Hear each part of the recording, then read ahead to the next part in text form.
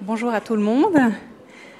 On va commencer la présentation du bachelor en sciences forensiques. Si jamais le bruit vous dérange, n'hésitez pas à fermer les portes. Comme ça, vous n'avez pas le bruit de la cafétéria, si jamais. Surtout dans les rangs à l'arrière. Donc aujourd'hui, on va vous présenter la filière du bachelor en sciences forensiques, puis ensuite on aura un petit moment pour des questions, pour répondre à vos questions. Donc, le bachelor en sciences forensiques, il a lieu à l'école des sciences criminelles, qui, elle, se trouve dans la faculté de droit des sciences criminelles et d'administration publique. Vous voyez ici, on est un peu répartis sur le site. Donc, pour ceux qui étaient déjà là à la présentation précédente pour le bachelor en droit, eh bien, ça sera plutôt du côté Chambronne, avec ici ce bâtiment-là. Nous, on est pas mal dans le bâtiment Batochim, que vous voyez avec les grandes cheminées. Par contre, eh bien, en première année, on est essentiellement ici, dans ces auditoires-là, pour accueillir le grand nombre d'étudiants. Et puis, ensuite, on a des laboratoires qui sont aussi situés à l'amphipôle juste à côté.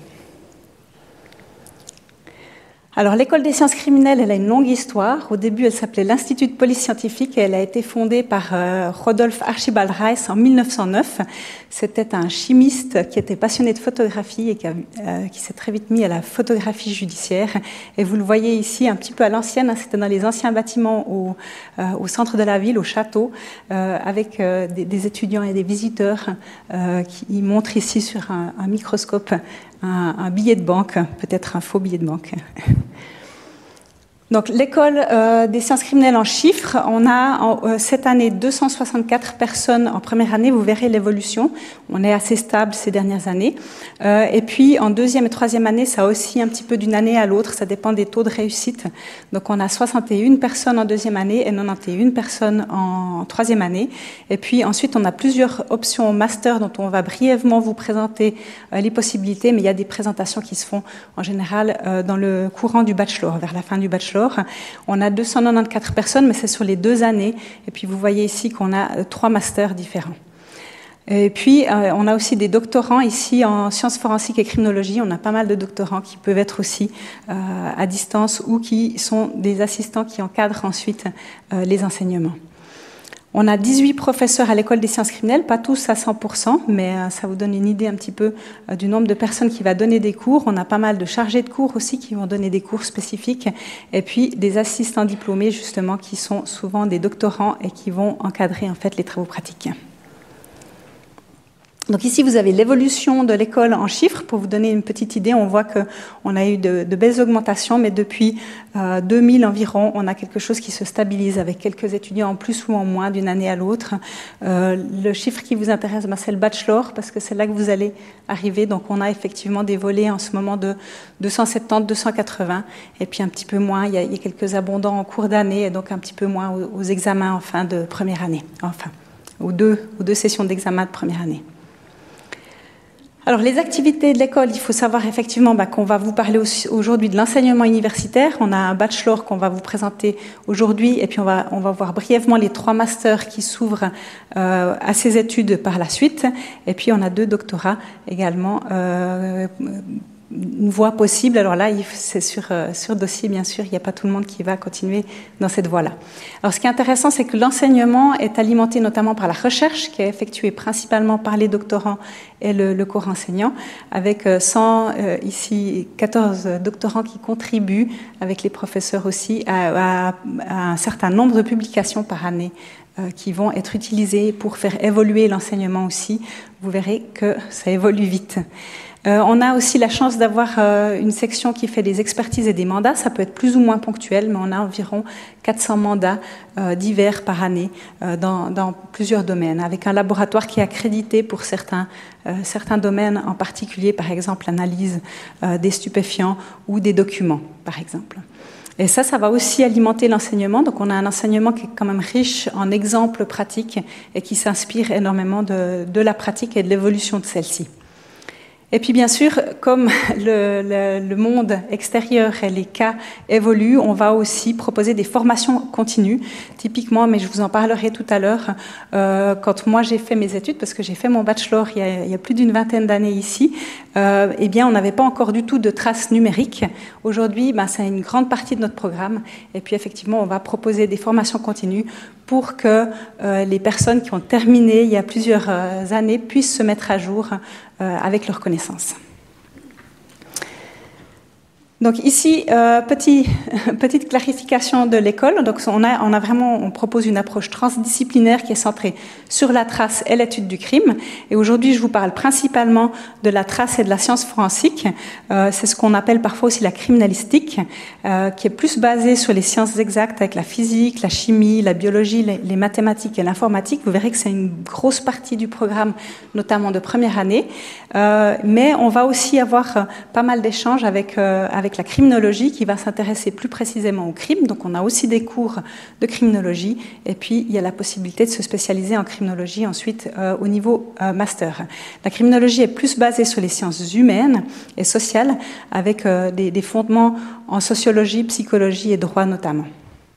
Et puis on a un peu au milieu tout ce qui est sciences de l'information avec le traitement de données, l'analyse des données, la prise de décision qui est aussi inclus dans notre programme.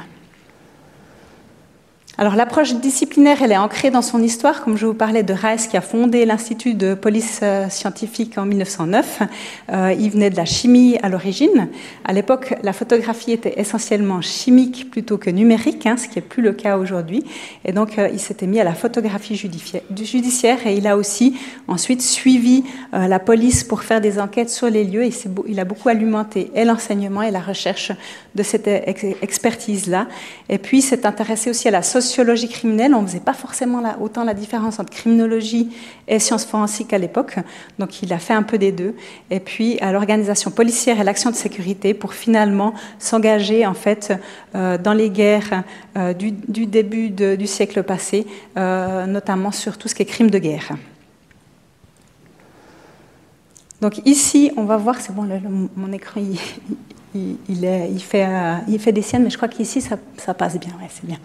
Donc vous voyez ici un petit peu le cursus avec sur votre droite ici le bachelor pour lequel je vous donne des nouvelles aujourd'hui et puis où il peut vous mener ensuite pour la suite avec les études de master. Donc normalement, c'est la voie directe pour un master en sciences forensiques et en analyse criminelle et tracologie. Si vous voyez les deux options, celui-ci est très fondé en fait sur le master. Ici, on a des spécialisations qui peuvent être plus côté identification physique, traces numériques ou bien criminalistique chimique avec donc plusieurs possibilités de se spécialiser. Et ici, on est plus dans du traitement de données avec une forte composante de criminologie et puis normalement un semestre à l'étranger qui est inclus. On peut aussi faire de la mobilité, mais ça, on vous en parlera tout à l'heure.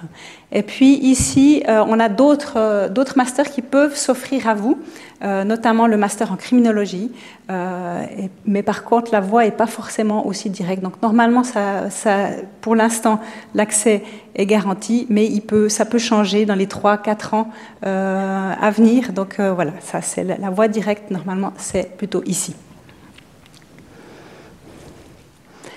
Donc l'organisation des études, ce qui est important peut-être de savoir, c'est la première année qui est particulièrement exigeante. En fait, tout le cursus est particulièrement exigeant, mais cette première année, elle est fondée sur les sciences de base, ce qui peut surprendre une partie des personnes qui s'inscrivent à notre programme, avec une très forte composante. Il faut que je regarde ici parce que ça clignote trop ici.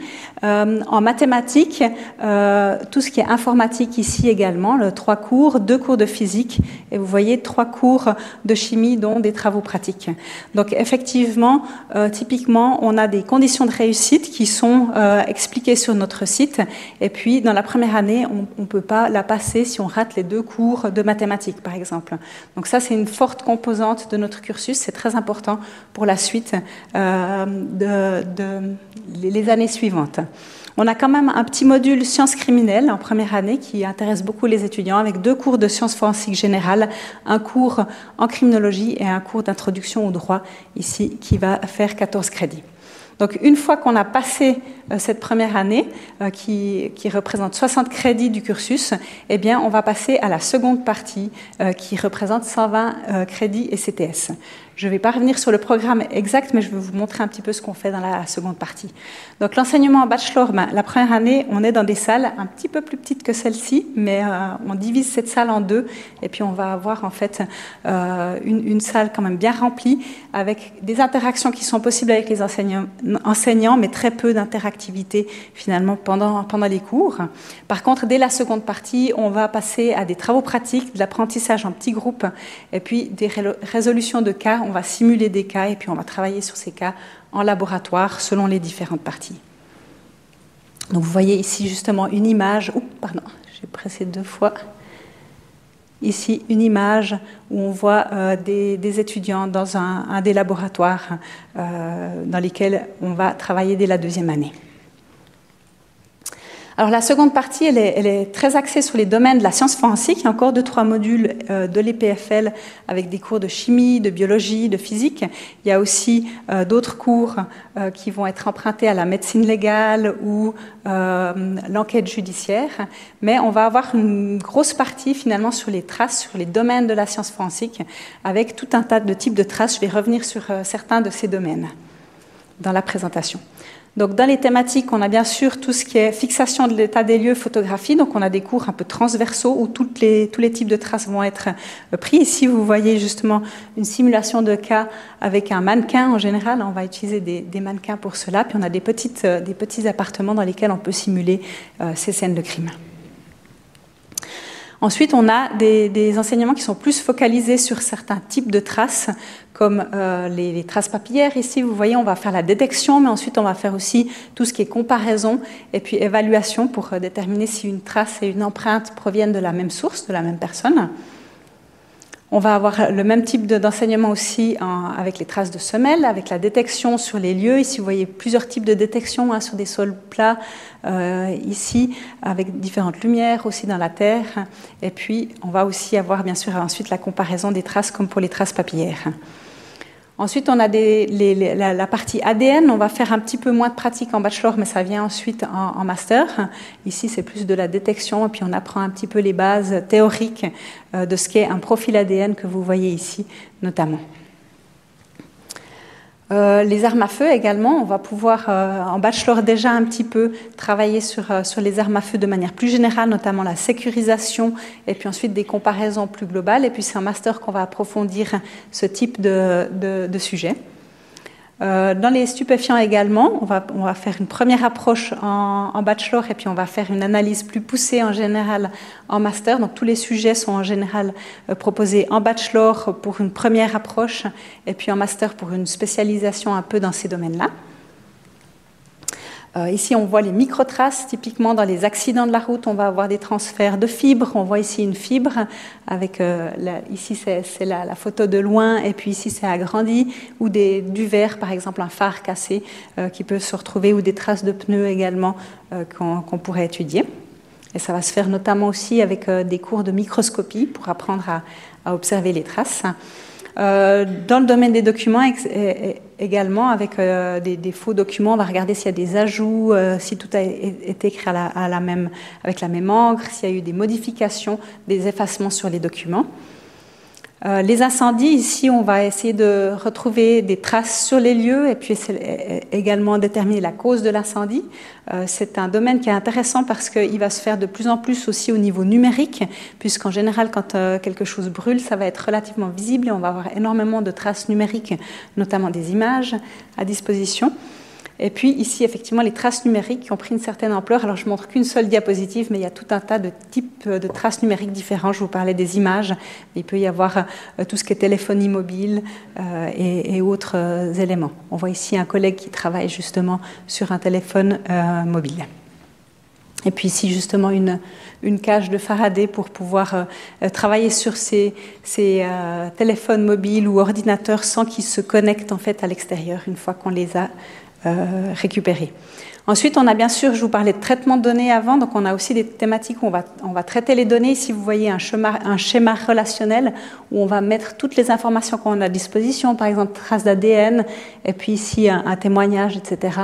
Et puis on va essayer de remettre un peu en lien les différentes informations pour pouvoir soit résoudre un cas, soit mettre en lien différents cas à disposition. Et puis voilà, donc là, c'est un petit peu une vue d'ensemble du programme, hein, ça donne un petit teaser de notre programme, mais n'hésitez pas à aller voir sur le site, on a vraiment une description de l'ensemble du programme avec les cours spécifiques qui sont donnés. Et puis, on a eu pas mal de questions sur la mobilité étudiante ces années précédentes. Donc, on a, dans le cadre du bachelor, un seul type de mobilité prévu pour 3 étudiants. En fait, un semestre à l'Université du Québec à Trois-Rivières, c'est en français également. C'est pas pour ça qu'on fait l'échange avec eux, mais c'est parce qu'ils ont un programme qui est très similaire au nôtre. On a un programme un peu unique, comme certains d'entre vous le savent, hein, puisque certaines personnes viennent de relativement loin, notamment aussi, on a beaucoup de personnes de France qui vont venir faire les études ici. Et puis, c'est le seul programme, en fait, qui donne le même type de cours et qui permet aux étudiants de continuer leur cursus sans trop perdre en partant à l'étranger. Voilà, Trois-Rivières, c'est juste un petit peu au nord de Montréal. Donc maintenant, je vais passer aux formations au niveau master. Une fois que le bachelor est terminé, on a plusieurs masters, je vous en parlais tout à l'heure, possibles. Donc la voie directe, c'est le master en sciences forensiques, avec une mention criminalistique chimique, une mention identification physique et une mention identification et investigation numérique. Et si je ne me trompe pas, on doit peut-être encore avoir des petites vidéos qui présentent ces masters-là, mais ça vient normalement pour plus tard. Et puis, on a ce master tracologie et analyse de la criminalité, où il y a 6 mois d'échange qui est prévu, obligatoire, on va dire, avec l'Université de Montréal, où les Montréalais viennent 6 mois ici, et ensuite les Suisses vont 6 mois, les étudiants suisses vont 6 mois à Montréal. Alors, ils ne sont pas forcément de nationalité suisse, mais donc qui sont inscrits ici, vont passer 6 mois là-bas. Et puis, on est plus basé justement sur tout ce qui est analyse des données, dans des buts de faire des liens entre des cas, puis de mieux comprendre la criminalité. Et puis, on a aussi criminologie et sécurité, qui est pour l'instant, en tout cas, accessible directement à nos étudiants sans mise à niveau. Et puis, profession judiciaire également, qui peut être accessible à nos étudiants. Donc ici, au niveau des débouchés professionnels, on a souvent beaucoup d'attentes sur ces débouchés et puis de questions également. Donc il faut savoir que par rapport aux débouchés professionnels, on estime, ça change. Donc les informations que je vous donne aujourd'hui ne vont pas forcément être les mêmes si vous vous inscrivez à ces études dans 5 ou 6 ans. Donc ça peut encore changer. Mais on estime qu'on a environ 50% de nos étudiants qui travaillent dans des polices et à 50 autres % qui vont travailler dans d'autres fonctions en lien avec la sécurité ou non, en fait, par la suite.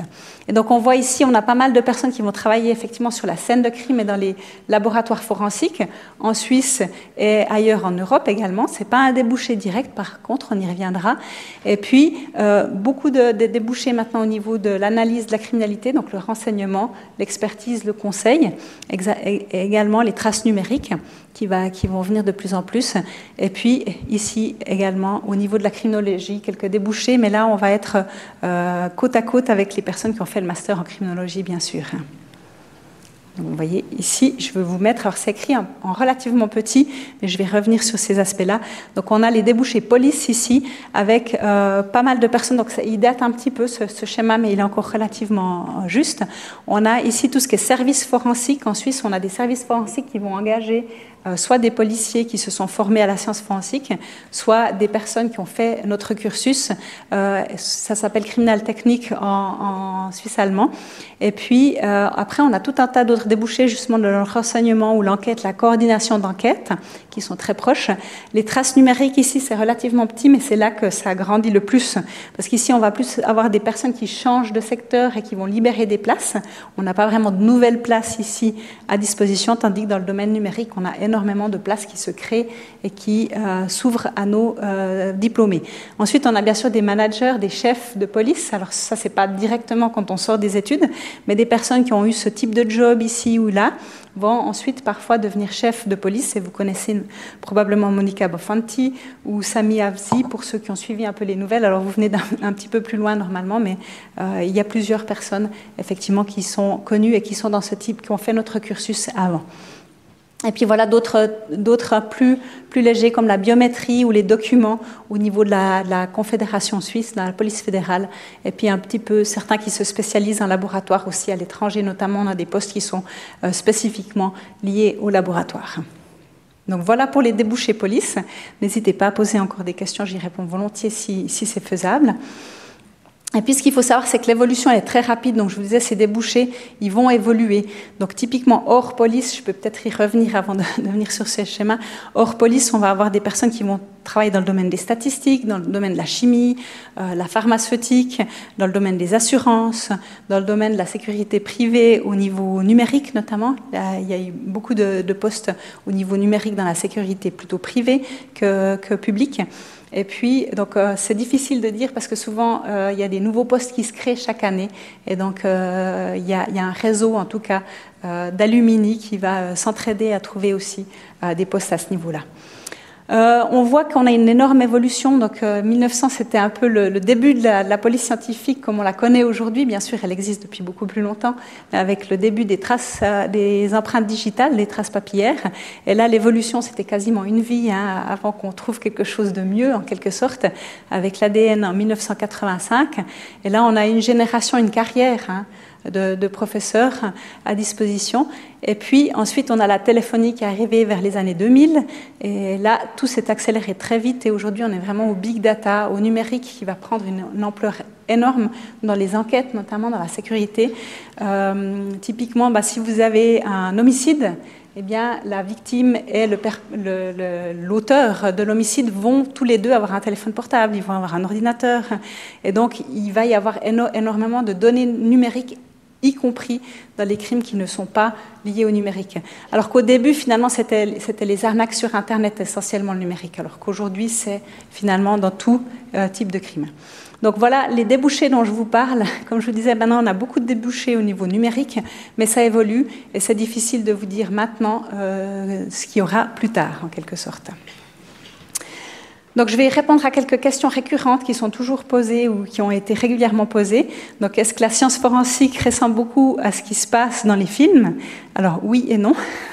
Clairement, on ne résout pas aussi facilement et aussi aisément les cas. Même si on peut les résoudre, ça prend plus de temps. Il y a plus d'incertitudes souvent dans le processus.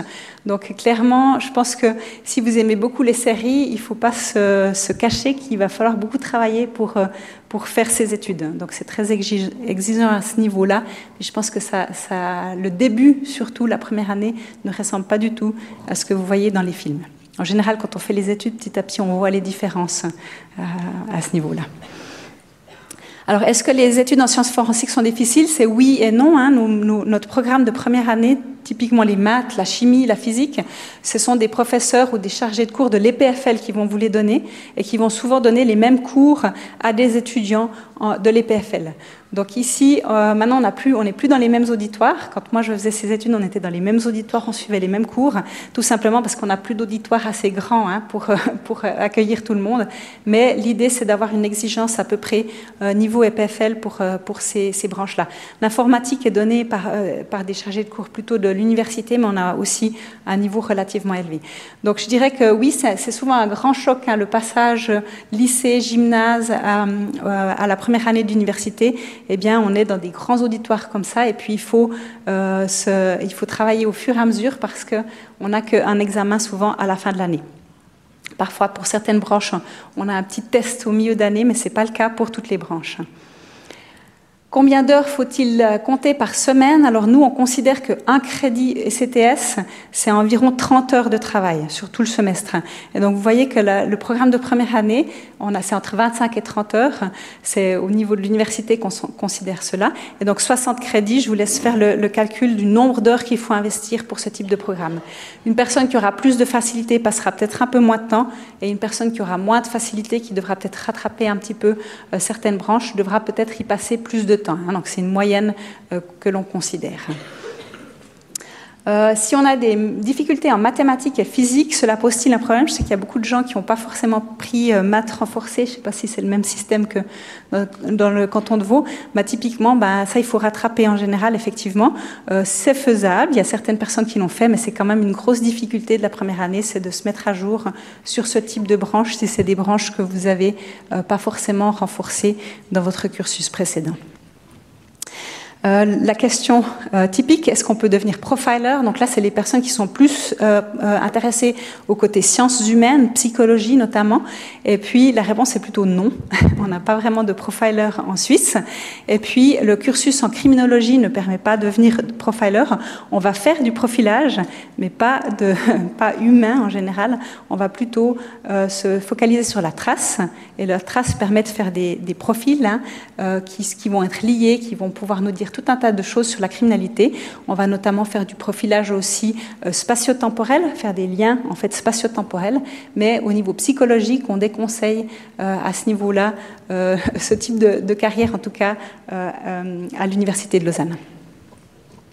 Est-ce qu'on peut devenir anthropologue? Alors ici, il y a maintenant un nouveau master en taphonomie, donc je vous laisse regarder, c'est au CURLM, donc le centre de médecine légale roman qui va proposer ce master. Par contre, il faut se dire que l'anthropologie est un métier qui peut être en concurrence avec la biologie et la médecine, donc nous, nos études ne forment pas à devenir anthropologue, donc ça c'est peut-être aussi une autre voie à considérer peut-être que celle de sciences forensiques, si c'est vraiment ça qui vous intéresse. Bon, le programme en sciences forensiques ouvre beaucoup de portes, donc on le conseille en général, même pour les gens qui seraient intéressés à ces aspects-là. Mais il y a peut-être les branches qui vous plaisent plus ou moins. Si vous êtes très intéressé par la psychologie, eh bien notre programme n'est peut-être pas le plus adapté. Et puis, quels sont les débouchés? J'en ai déjà parlé. Donc, ils évoluent vite, ils sont assez nombreux. Et puis, c'est difficile de vous informer aujourd'hui plus en détail sur ce type de débouchés, mais n'hésitez pas à nous poser des questions plus spécifiques après. Donc, pour l'inscription, dépôt du dossier d'immatriculation à l'UNIL, 30 avril 2025. Toutes les informations vont se trouver aux IMAT. Vous aurez peut-être des questions à nous poser. On vous donnera quelques indications, mais pas d'informations définitives parce que c'est pas nous qui évaluons vos dossiers d'immatriculation. Si vous venez d'une autre université, d'un autre pays, il va falloir vraiment vous renseigner auprès des immatriculations pour voir si vous êtes éligible pour le programme en sciences forensiques. Comment s'informer? Donc, on a bien sûr le site web de l'ESC, j'en ai parlé à plusieurs reprises. Donc, vous allez ici, ça c'est l'adresse ici qui est importante à retenir. Et vous allez retrouver sous enseignement étudiant pas mal d'informations, notamment sur nos programmes d'études. Le bachelor, il y a le plan, il y a le règlement, il y a une petite brochure, peut-être que vous avez déjà reçu avec quelques témoignages de personnes qui ont suivi ce cursus. Et puis ensuite, pour tout ce qui est immatriculation, éligibilité, délai, etc., on vous renvoie vers le site des immatriculations pour vous renseigner. Et puis sinon, on a aussi des conseils. Donc nous, on va vous répondre. Julia est là aujourd'hui avec moi pour vous répondre. Elle a son numéro de téléphone ici, qu'on retrouve sur notre site internet également, si jamais. Et puis, on a le secrétariat qui peut répondre aussi à vos questions. Par contre, l'email, c'est pas la voie la plus rapide pour se renseigner parce qu'on reçoit énormément d'emails. Vous pouvez imaginer, si tout le monde écrit un mail dans cette salle, plus tous les étudiants qui sont inscrits, eh bien, ça nous prend pas mal de temps pour y répondre. Donc, le téléphone est parfois un petit peu plus rapide.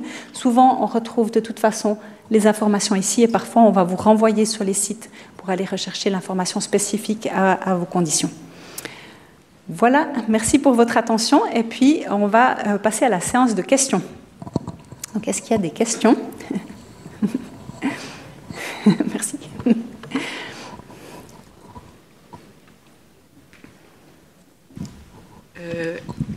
Est-ce qu'il faut déjà avoir certaines notions pour l'informatique? Parce que, en tout cas, Content de Fribourg, ça fait 2 ans qu'on n'en fait plus. Et ce qu'on a fait, je ne sais pas si c'est très utile. Alors, je dirais que ça aide tout le temps. J'aurais de la peine à dire le Python, je pense qu'on peut rattraper également. On va dire que ce n'est pas aussi élevé qu'au niveau mathématique, où on considère que vous avez déjà les connaissances de base maths renforcées. Mais par contre, il y a tout ce qui est informatique et réseau. Donc là, effectivement, il faudra voir quand vous débutez à ce niveau-là. Je n'ai pas l'impression que c'est les branches qui posent le plus de problèmes en première année.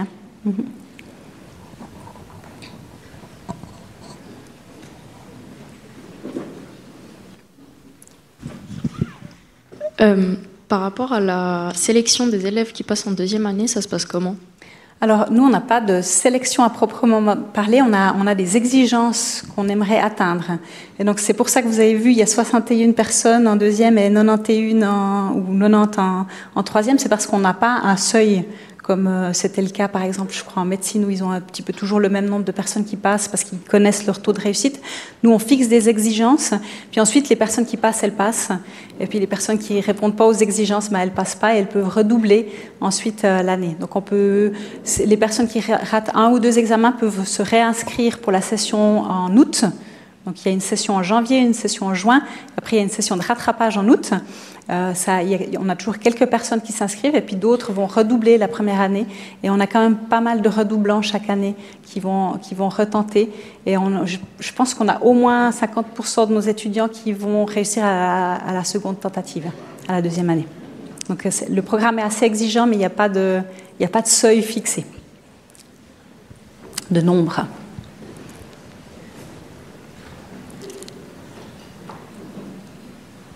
D'autres questions, peut-être? Oui. Par exemple, si on redouble et qu'on a réussi la moitié des examens, on refait seulement ce qu'on a échoué? Oui, tout à fait. Par contre, on est obligé d'essayer tous les examens à la première tentative, et puis si on se réinscrit au rattrapage, on doit refaire tous les examens échoués. Donc on ne peut pas fractionner en fait les examens. Par contre, on a un programme d'études à temps partiel pour les sportifs d'élite ou pour d'autres considérations. Donc ça, si vous avez d'autres activités à côté qui vous empêchent de suivre ce programme qui est quand même assez exigeant, n'hésitez pas à vous renseigner. Je crois que tous nos bachelors peuvent se faire à temps partiel normalement à l'université.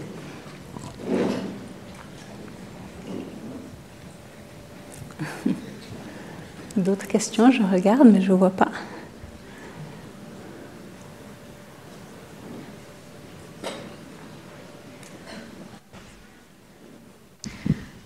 Est-ce qu'il faut beaucoup de connaissances en droit? Pas spécialement. Alors, je dirais que le droit, ça commence assez basique. Donc, je ne pense pas qu'il y a besoin de connaissances particulières, même si on a quelques cours au lycée, ici, au gymnase. L'introduction au droit est assez basique. Après, ça monte un peu en puissance les années suivantes, mais normalement, vous avez les bases pour suivre ces cours-là.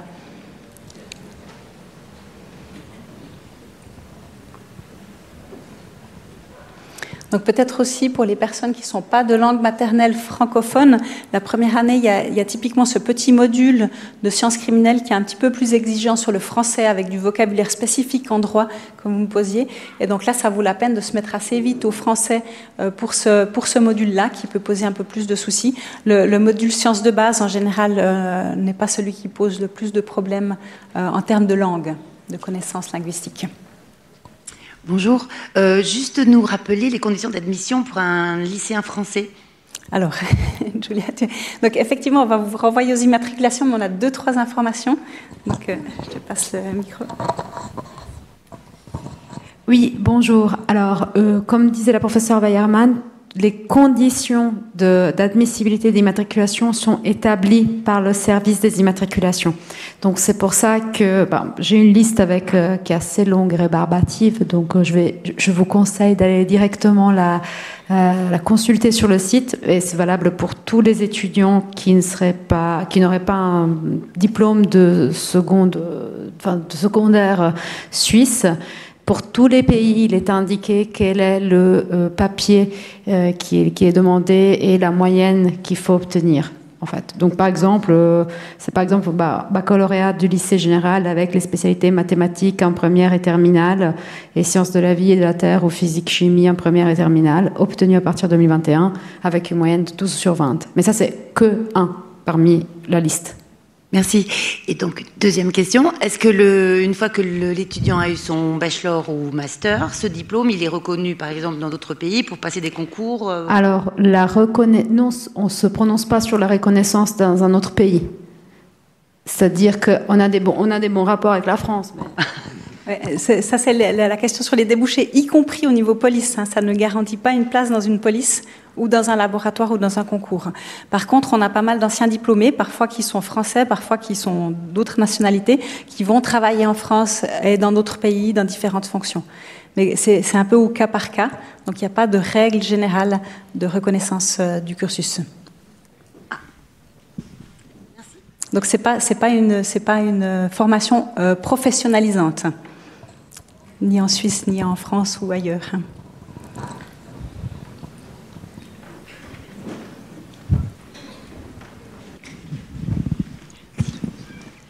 Bonjour. Le droit étudié, est-ce le droit suisse ou est-ce que c'est du droit international? Droit suisse, oui, tout à fait. Et deuxième question, j'en profite. Pour passer en seconde année, quelle est la moyenne générale à obtenir? Alors, c'est une moyenne de 4 par module, et puis on a encore des exigences en termes de nombre de crédits pour le module 1. Et vous retrouvez cela dans le plan d'études. Vous verrez, on a le plan d'études sur notre site sous enseignement, programme de bachelor, et puis là, les conditions sont bien expliquées. Donc c'est une moyenne, il y a aussi expliqué comment la moyenne est calculée, c'est des règles universitaires, ça, à ce niveau-là. Je vous remercie.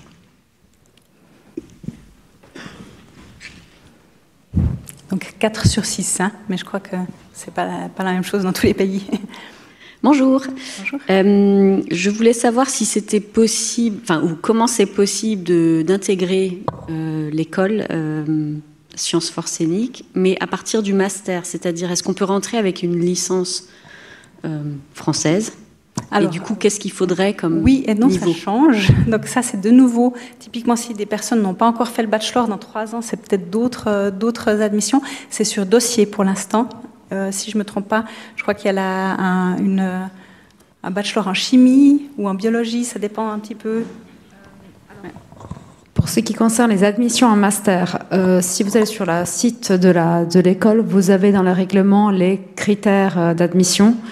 Donc l'accès direct aujourd'hui est permis sur base d'un bachelor en sciences forensiques ou d'un bachelor en chimie pour l'orientation criminalistique chimique. Pour tout autre titre universitaire jugé équivalent, ça sera en fait une évaluation au cas par cas si le candidat est admissible et le cas échéant, les conditions qui lui sont imparties, notamment une mise à niveau intégrée au préalable. Mais cela pour autant que le candidat soit considéré,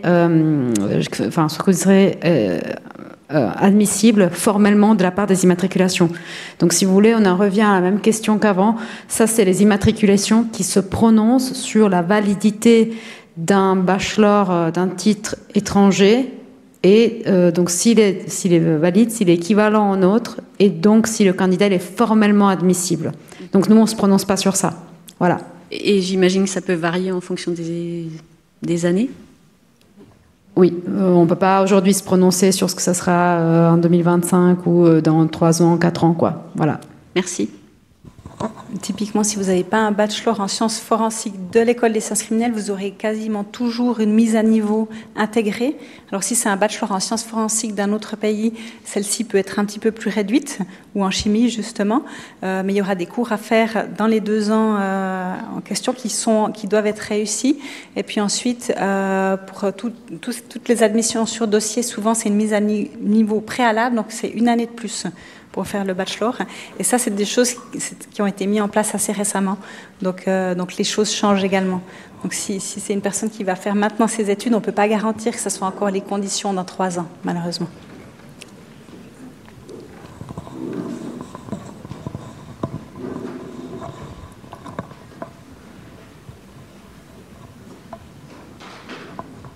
D'autres questions? Je regarde. Bonjour, j'ai compris que les carrières sont assez variées. Est-ce que vous avez un ordre d'idée d'employabilité en fin de master? Le jeune qui sort diplômé, quel est le pourcentage de ceux qui travaillent dans les mois qui suivent? Et un ordre de grandeur de salaire, si vous avez? Oui, alors les salaires, je ne pense pas, mais le nombre... Alors aujourd'hui, on n'a pas d'informations concernant le taux d'employabilité. Surtout parce que vous pouvez être employé en tant que caissier, c'est pas pour autant que vous avez trouvé un job dans votre domaine. Donc le taux d'employabilité est un indicateur qui est intéressant pour autant qu'il concerne le domaine d'intérêt, ou à tout le moins un domaine qui est souhaitable, qui est recherché par l'étudiant. Donc non, on n'a pas d'informations sur le pourcentage d'étudiants qui trouvent un travail, on ne pourra pas vous répondre. Et on ne peut pas non plus répondre sur les échelles de salaire, simplement parce que cela dépend déjà du domaine dans lequel vous travaillez, que ce soit secteur public ou privé. Ça dépend également du profil du candidat, des formations que le candidat a suivi. Donc, en fait, il y a des échelles de salaire. Enfin, les échelles de salaire sont établies sur les profils ou certaines caractéristiques de l'individu. Donc, à parcours égal de formation, 2 personnes pourraient très bien avoir un salaire qui serait légèrement différent pour d'autres compétences qui se figurent pour l'un et par l'autre. Donc, c'est pour ça que c'est pas possible, en fait, de vous donner une échelle au niveau du salaire. Enfin, au niveau du salaire. Par contre, c'est vrai que des retours qu'on a, comme je disais, il y a un chiffre qu'on ne connaît pas en fait, mais il y a quand même une bonne employabilité. Là, on a un très grand nombre d'étudiants, donc ça peut changer un petit peu par ce nombre important qui sort maintenant. Hein.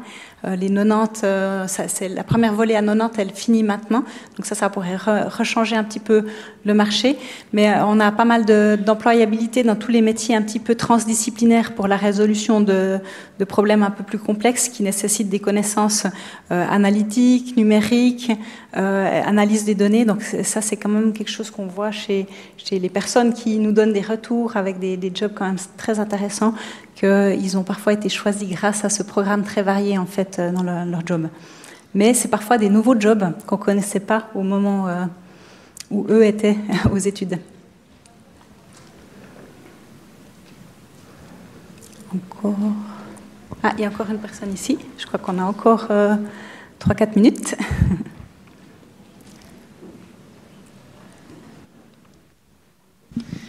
Bonjour.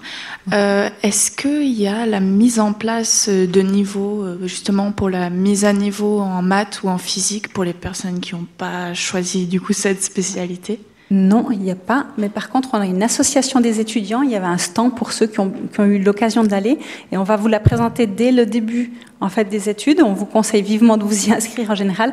Et eux vont mettre en contact en fait, des personnes, souvent des étudiants qui sont dans des niveaux plus élevés, qui vont donner des cours ou proposer des cours peut-être aux premières années. Donc, ce n'est pas une organisation officielle, mais il y a 2-3 filons là à prendre auprès des étudiants et de l'association des étudiants. D'accord, merci.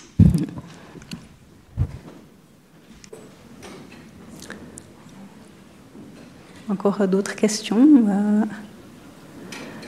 Donc, si jamais, je pense qu'on va clore les questions ici dans la salle. Et puis, si vous avez encore quelques questions, le temps que les collègues installent la prochaine présentation, vous pouvez sans doute venir ici, on répondra à vos questions. Alors, bonne journée et puis peut-être à une prochaine.